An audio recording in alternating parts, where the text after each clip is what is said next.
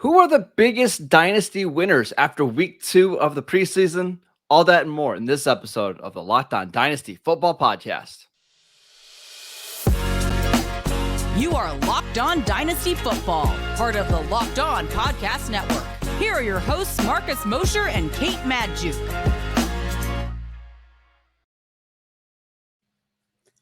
Today's episode is brought to you by Bet Online. Bet Online has you covered this season with more props, odds, and lines than ever before. Bet Online, where the game starts. Welcome into the Locked On Dynasty Football Podcast, everybody. I am Kate Magdziuk of DraftKings Nation. As always, I am joined by my fantastic co-host, Mosher of USA Today, and we are here to help you build the ultimate dynasty roster. And Marcus, we've got another week of preseason action almost in the books. We've got a Monday night game, but there was plenty of action that I think we can give our reactions to. And I mean, this is prime time to overreact to every step on the field, every snap. We're going to get into our week 2 takeaways. And I got to ask, how are you feeling after all this action? I feel great. This is a great time of year. We had tons of football on this weekend. I had a fantasy draft on Saturday. I've got a dynasty startup draft tonight. Well, tell me, what's your roster looking like in your last team 20 from team Saturday? 20 team redraft auction league. Family members. We've been doing it for 18 years now. Wow. A lot of fun. Yeah, it's a good team. It's a lot of receiver heavy. Allen Robinson, Mike Evans, Mike Williams, Terry McLaurin, Alan Lazard. Running backs are a little weak, just Rashad Penny and Kenneth Walker. But it's a really fun league. But you guys aren't here to hear about my fantasy league. You're here to talk about the preseason. And to me, Kate, the biggest winner of week 2, Brian Robinson. Oh. This is like a real thing now. We've been talking about Brian Robinson for a while, running back for the Washington Commanders. We were wondering, like, how much is he going to eat into Antonio Gibson's workload? Can he be the goal line back?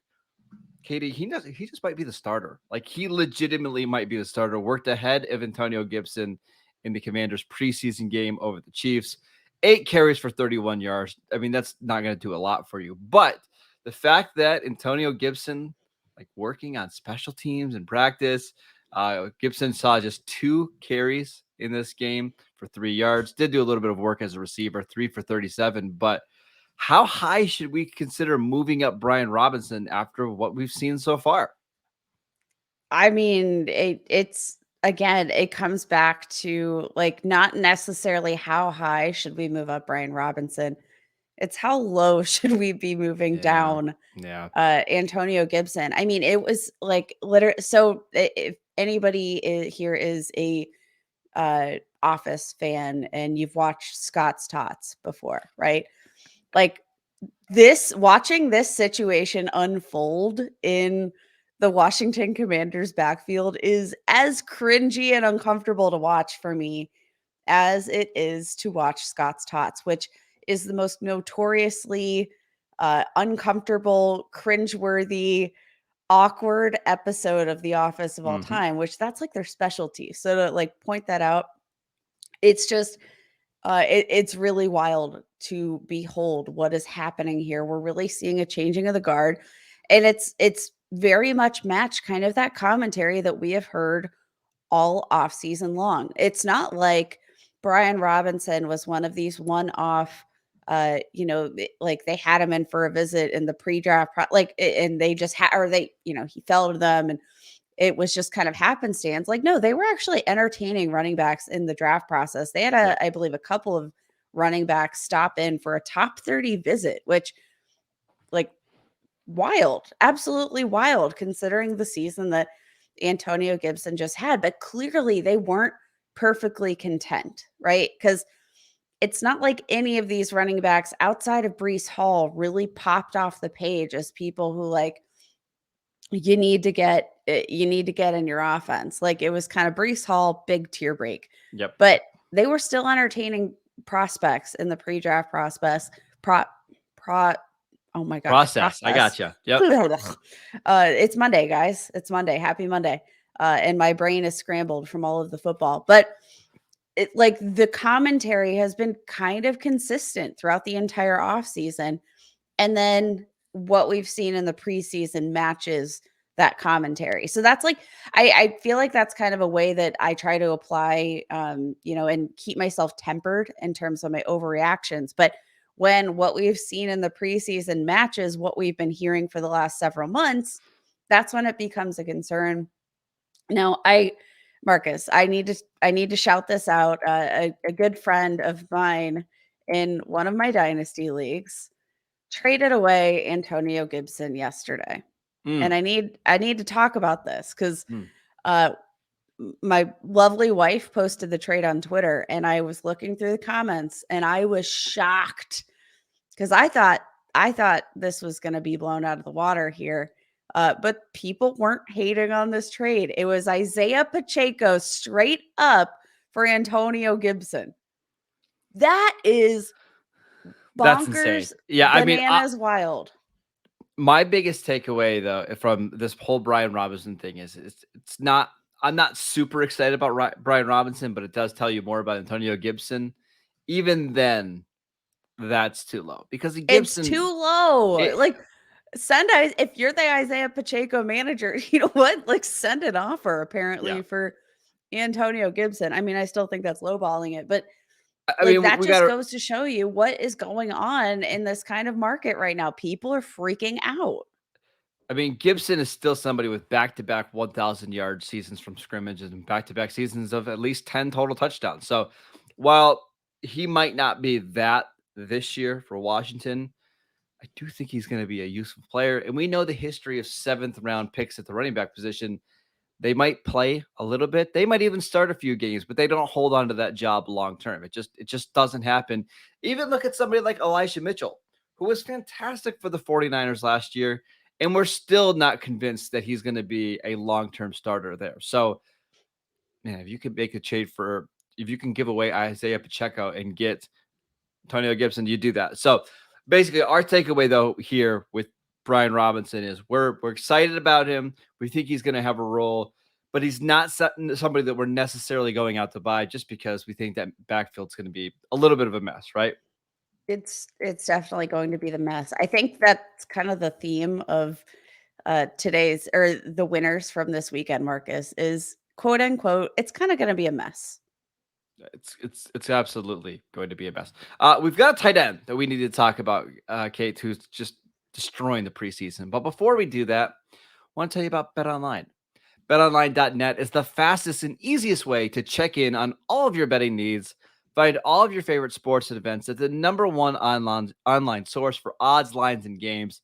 Find reviews and news for every league, including Major League Baseball, NFL, NBA, NHL, combat sports, esports, and even golf. BetOnline continues to be the top online resource for all of your sports wagering information. From live in-game betting, scores, and podcasts, they have you covered. Head to BetOnline today or use your mobile device to learn more about the action happening right now. BetOnline, where the game starts. All right, Kate, let's talk about Isaiah Likely because this is now getting a little bit ridiculous.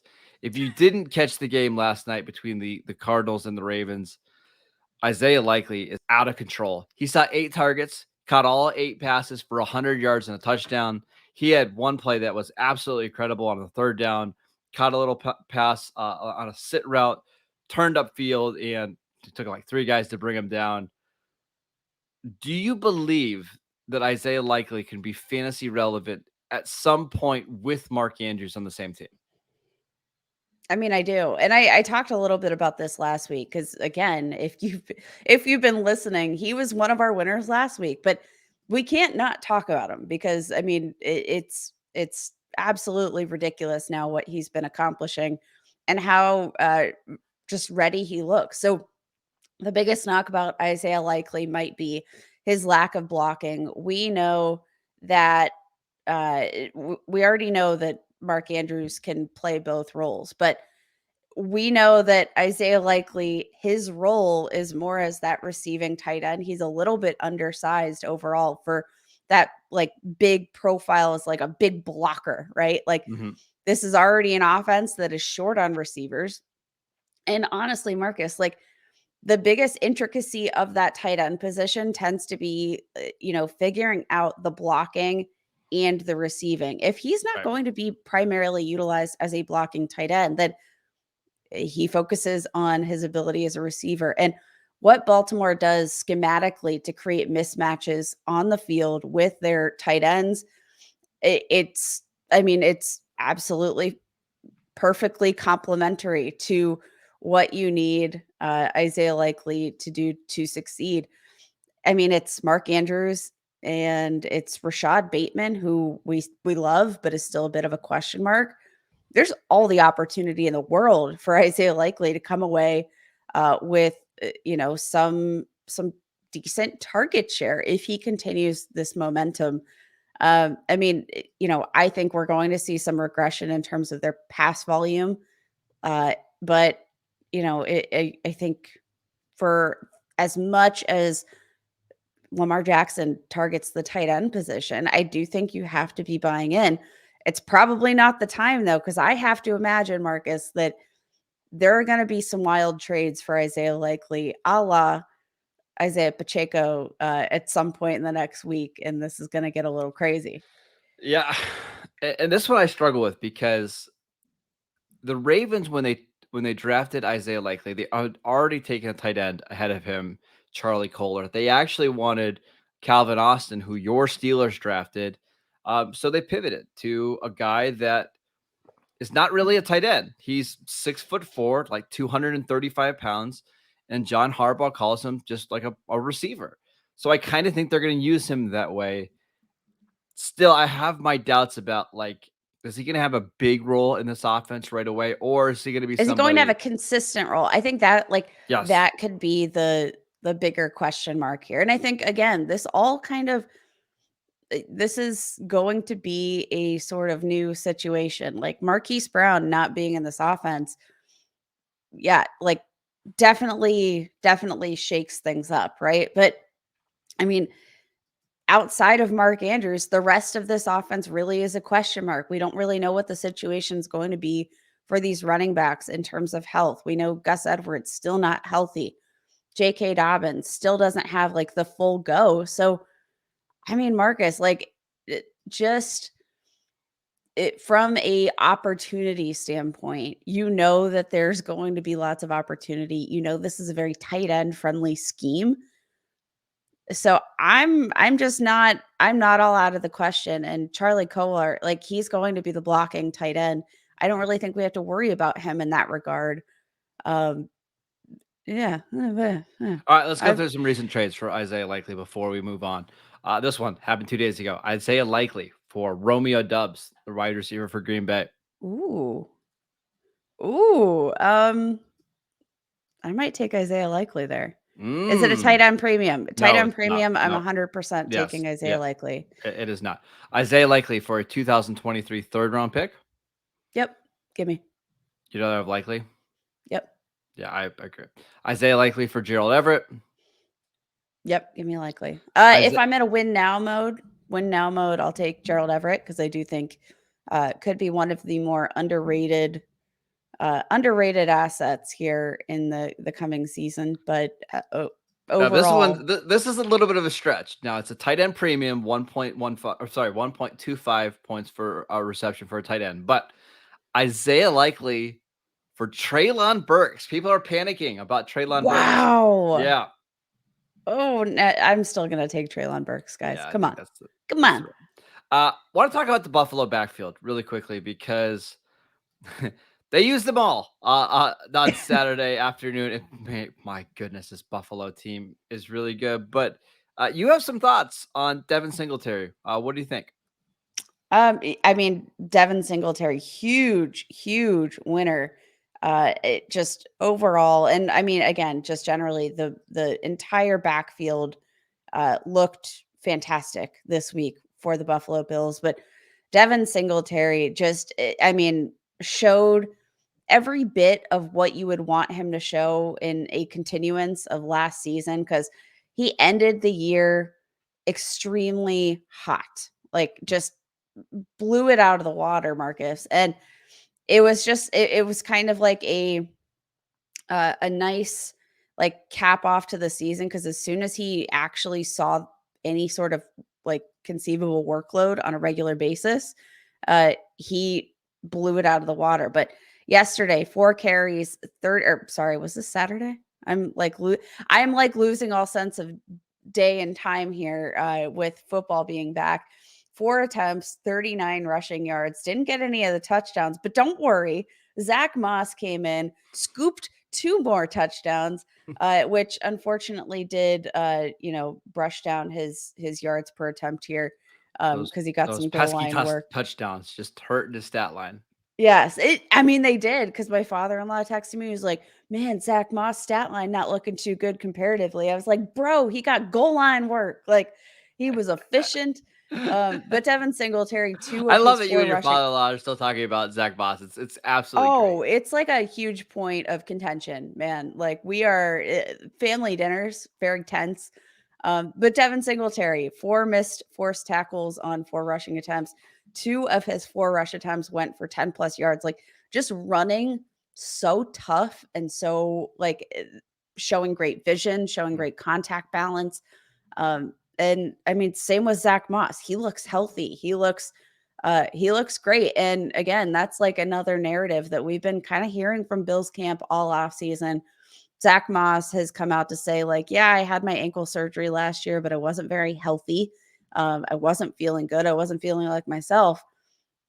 And the word out of Bills camp all offseason has been that Zack Moss has had one of the most consistent camps. So you throw in how good Devin Singletary looks, you throw in the team's overall impression of Zack Moss taking a leap forward, and then you throw in James Cook, who also had a freaking great day. 4 rush attempts, 38 rushing yards, 9.5 yards per carry, and just like it looked great. All of these guys looked great, which I think is a fantastic thing. There's been plenty of questions about offensive line and that blocking and can they get it done. But I think the success that all of these guys showed and their willingness to rotate through the scheme, that tells you that this is going to be a no-go, guys, for fantasy. And I'm not going to want a single part of it outside of best ball leagues. No, thank you. Yeah. I think that's the takeaway. I don't think James Cook is the only one that's a little bit intriguing to me, just because there's a chance he catches the most passes. Probably. See, for me, again, this comes back to Zack Moss, and I don't mean to harp on Zack Moss, but he seems like he's probably clearly, which we've seen in years past, the goal line back. So out of all of these guys, but at the same I'm time, kind of interested in Zack Moss from the goal line back perspective. I don't think you're wrong. I think he is the clear goal line back, but we know who's really the goal line runner for this team, right? It's Josh Allen, which makes it even harder to break down this backfield. So I think you have the right takeaway. But then if you're gonna invest in one of these guys, then invest in the goal line back, because Josh Allen is not James Cook is not going to see 70 targets. Like, that's not, I don't see that in the realm of possibility for this team. Not with Stephon Diggs, not with Gabe Davis, not with Dawson Knox.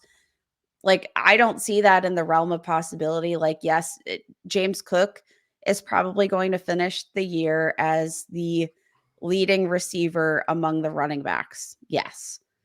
But Devin Singletary probably going to lead the team in rush attempts in the running back room. But like, that doesn't really necessarily mean much for fantasy if the goal line opportunities get funneled to Zack Moss. Sure. So at least like in best ball format specifically, I'm going to take a flyer on Zack Moss. He's the cheapest. And the goal line opportunities, if you're not going to get a combination of carry volume, target volume, and rush attempts in the end zone, like, then I'll just take the rush attempts in the end zone, because those are going to get me the most points. Okay. Don't necessarily disagree. Now a public service announcement from Drive Sober. You're hanging out with some of your friends and you're putting back a few drinks. A few become a few too many. As the evening comes to an end and people start to head out, you think of calling for a ride, but nah, you're good. You live nearby. You can make it home okay. No big deal. What are the odds you'll get pulled over anyway? And even so, what's the worst that could happen? Your insurance goes up, you lose your license, you lose your job, you total your car, you kill someone. Everyone knows about the risk of driving drunk. The results are tragic and often deadly. However, that still doesn't stop everyone from getting behind the wheel while under the influence. That is why our police officers are out there right now looking for impaired drivers on our roads to save lives. So if you think you're okay to drive after a few drinks, think again. Play it safe and plan ahead to get a ride. It only takes one mistake to change your life or someone else's forever. Drive sober or get pulled over. All right, Kate, let's just do a couple quick hitting thoughts on some players. I'll name a guy. You just tell me what you thought from the preseason. Desmond Patman, wide receiver for the Colts. Fantastic week 2. Lots and lots and lots of opportunity here. Just moving forward. Had 103 receiving yards, 1 touchdown on 6 targets. And Marcus, I think the best thing that you can look at from Desmond Patman and what he did is, again, the opportunity. So we've got Michael Pittman on the depth chart. We've got Paris Campbell on the depth chart. We've got Alec Pierce on the depth chart. Out of Desmond Patman, who we are talking about right now, can you name any of the second string wide receivers for the Indianapolis Colts? Mike Stratton, I think, is one. It's not pretty, right? It's not great. So you are and this guy's huge too. So he's huge, and like 6'4", 225 pounds. He's got explosive ability, right? Like, it had a 36-inch vertical jump, a 4.48 40 at 6'4", 225. Impressive as hell. Over 10-inch hands, like 132-inch broad jump, which ranks in the 94th percentile among wide receivers. Like, he's a pretty fantastic athlete, especially given his size. And the depth chart, lack of options at tight end, and lack of options at wide receiver overall, tell me that Desmond Patman, he could carve a role out for himself. And with Matt Ryan under center, I don't mind taking a flyer there. Currently rostered in just 4% of sleeper leagues right now. 4%. Waiver wire, baby. Damian Pierce, running back for the Texans. Didn't play this week. And what does that tell you? That tells me, man, oh man, he is the leading rusher for the Houston Texans, which I've been calling all week. We already talked about him. We don't need to talk about him any further, but his absence on the field this weekend just tells us what we knew already, and that he's locked into at least a role. He's top dog, baby. I think he's locked into a role. Rex Burkhead is going to be an annoying factor at some point, but Damian Pierce is going to play a lot. Tyrion Davis-Price, running back for the 49ers. Looks fantastic. Like, in terms of eyeball test, again, not really looking to make a huge investment in Ty Davis-Price, but Marcus, 10 rush attempts, 41 yards, 4.1 yards per attempt. Like, nothing fantastic, right? But looked really good. Like, just eyeball test. I loved what I saw with the eyeball test. We know that he is in a scheme that is very friendly towards the running back position. And we know that the 49ers have had significant injury concerns just over and over and over again. Elijah Mitchell, I'm still investing him as the RB1 in this offense, but I think Ty Davis-Price could be a really interesting buy, just based on eyeball test, based on potential opportunity here. The 49ers spent a 3rd round pick on him. So, like, clearly they liked him a lot, and they were looking for depth at that position. I think he's a great depth piece right now to add to your rosters and buy low before anybody else finds out. Yeah, I don't disagree. Just one last thing before we head out today. We should talk about the rookie quarterback that's been just lighting up the preseason. That's been fantastic so far. Skylar Thompson for Somehow. the Miami Dolphins. I mean, just incredible. Like, I know that he's been getting a lot of national attention and stuff, but Skylar Thompson had another good week this week. 9 of 10 for 129 yards and a touchdown. He's obviously not going to be the starter this year, but like long term, I think he fits that offense pretty well. We'll see, Kate. We'll see. Yeah. I mean, he might beat out. I think the Steelers might be looking to trade. They'll move on from Kenny Pickett I mean, in listen, if favor we're of the talking real about QB1. if we're talking about old quarterbacks with small hands, I mean, Skylar Thompson's right at the top of your list that we should be talking about. So I know I'm kind of joking, but I'm kind of being serious. Skylar Thompson has been phenomenal in the preseason. 7th round pick, 25-year-old rookie. We'll see. We'll see.